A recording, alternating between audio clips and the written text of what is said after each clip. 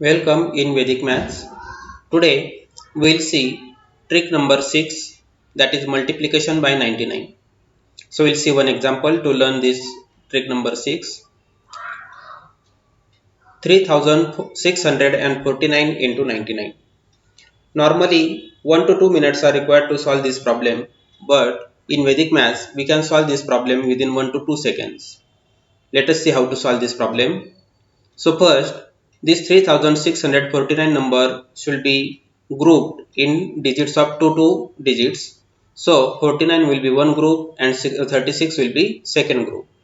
Then while writing its answer, put first group, that is 36. Then increase this 36 by 1, so it will be 37, and subtract this 37 from 49, so there will be 12. Put this 12 after 36. Then take 9's complement of 4, that is 5, and 10's complement of 9, that is 1.